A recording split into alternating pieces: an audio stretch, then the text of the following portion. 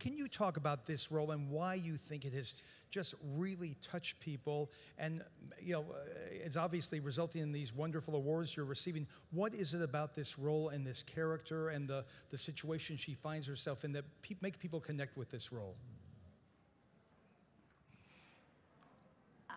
I think I'm still kind of astounded by it.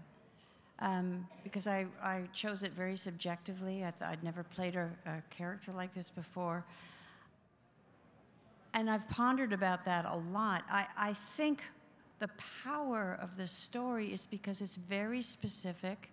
It's about a certain marriage, a very complex relationship. And I think the more specific and powerful you could make that relationship, the more people will be moved by it, the more baggage they will be able to bring to it and kind of leave the theater and think, I've got things I want to ponder myself. But I have to say, I still put myself back to where we premiered it at the Toronto Film Festival. And I've done a lot of independent films. And you just hope that there's an audience. And sitting in the balcony of that big theater at Toronto, I have never been in a screening where every single nuance of the film was registered with that audience. It was gobsmacking for me. And I thought, wow, I had no idea that this particular story would have this kind of resonance. When you think about it, when we made this film, the Me Too movement didn't even exist. And to have it come out, but also to have it kind of to talk about the women, like my mom, like what I mentioned at the Golden Globes, who feminism was not in their sensibility.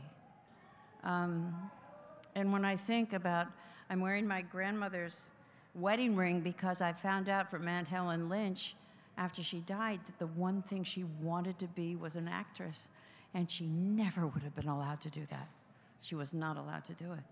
And so I feel like I'm fulfilling her dream. And I just think it's the personal, very specific side of the story that makes it resonate so deeply. Next question at the front.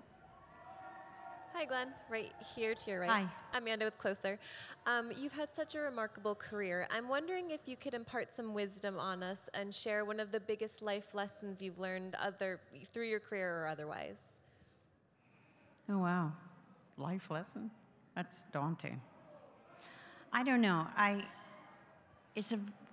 We're in a very, very, very, very competitive industry, profession. I've always taken my craft very seriously.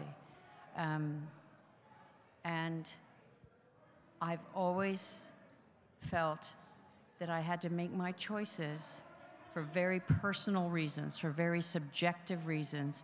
If I ever chose something because I thought it would win me an award or would make me a lot of money, I would be going off track. Because ultimately what we have as individuals is what makes us individual. And I think to be able to approach something personally and to learn the craft of getting into someone else's skin, I guess that's the biggest kind of rule that I've lived by. If I think it's good, I hope there's enough other people who also think it's good and that will go see it. All right, now the last question with Twitter. Hi, Glenn. Right here. Hi. Hi, I'm Keaton. So this is a question from one of your fans on Twitter, G. If you could give any advice to your younger self, what would it be? And to my younger self? To your younger self. And beyond that, if there's anybody you didn't get to thank on stage, we have a thank you camera right there. As soon as you answer the question, you can throw those thank yous there. Well, first of all, no one does it alone. we are, this is a highly, highly, highly collaborative art, and I revel in that collaboration. You want to thank everybody. Everybody matters. Even the driver that I had in Glasgow mattered. Martin, he was fabulous. I also have to say, Kevin Huvain and Franklin Latt and CAA, they believed in this project, and over the 5 years that I was attached to it, we never wavered, and I had absolute support from them. I have to say, Michael Barker and Tom Bernard of Sony Classics, I would not be standing here today without them. They handled this movie beautifully. Michael saw it in Toronto, and he knew exactly how he wanted to present it to the world.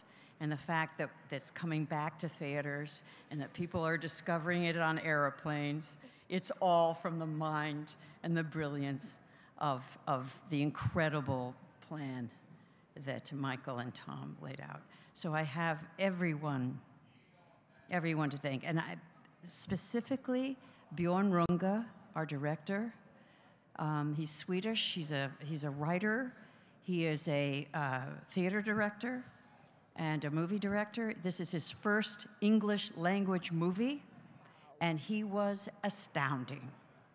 He is a phenomenal director. I was able to totally trust him in that I knew that whatever I did, it would end up on film.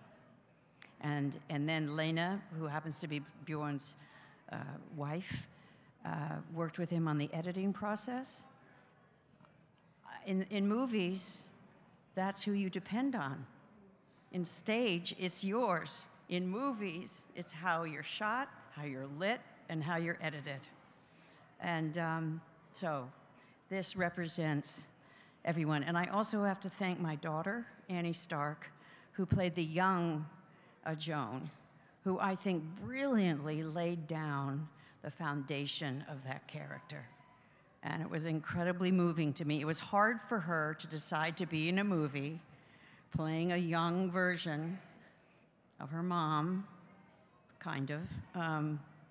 But when I saw what she did, I'm so deeply proud, and I have her to thank as well. Thank you. Thank you.